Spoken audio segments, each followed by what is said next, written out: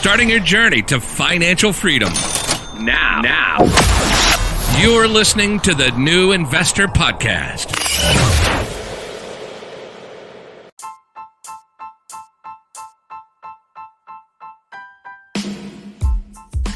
This is the Young Investor for the New Investor Podcast, and it is the Saturday Debrief. The past week has been filled with the learning opportunities in addition to putting to the test our ability to remain composed and calm in the face of uncertainty and the possible dangers from a trade war between US and China that could become uncontrollable and ultimately dangerous for the world economy. However, I do doubt that we will get to that level of concern yet.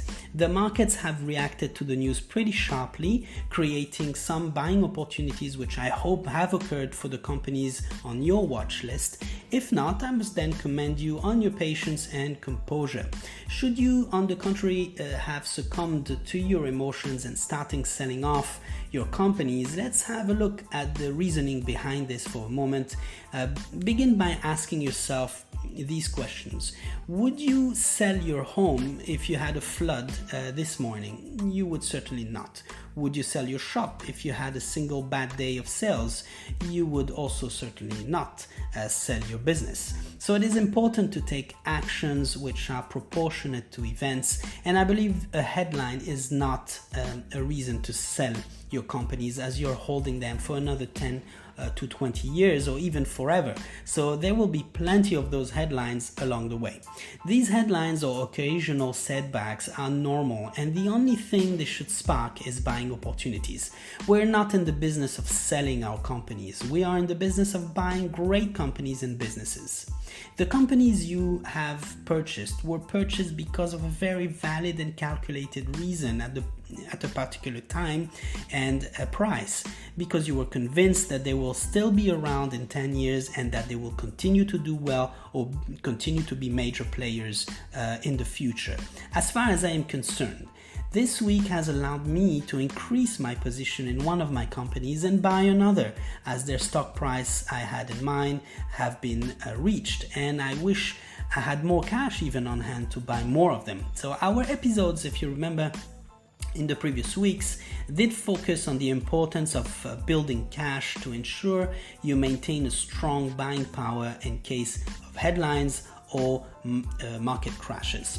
So we look at the price of stocks, not at the news. Bad news will allow for the stock you're eyeing to become a buying opportunity actually. So regarding the price of the stocks, there's multiple ways to value stocks as to determine what would be the best price possible. It's not an exact science. Everyone is trying to work this out. Everyone has a theory or a number.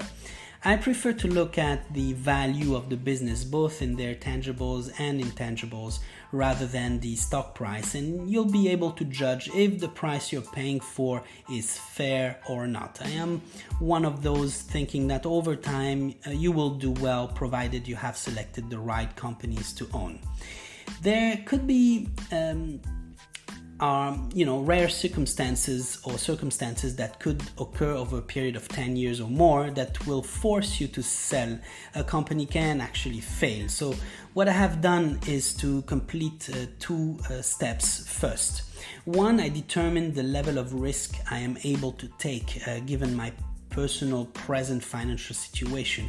Basically, how much money am I comfortable losing through an investment?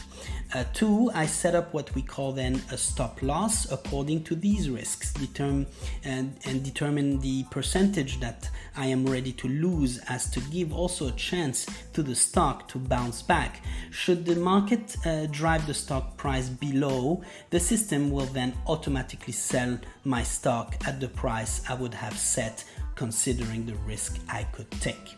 So such would allow you to forecast as well your worst case scenario, which is a good way to always know where you stand or could stand with your investments in any circumstances. These are all things I personally do which work well for me. So I have made my purchases also for my most recent stock this week on Thursday and Friday, which means that I have waited out for the news to be digested by the markets. I observed before that a bad news will affect the markets with day-to-day declines over a few days or even more than that. So better to wait for the declines to reach their peak before making your move. As far as I'm concerned, again, I'm satisfied with my purchases, and should the stock price decline further, so be it. We're not investing billions, so $1 or $2 won't make a huge difference.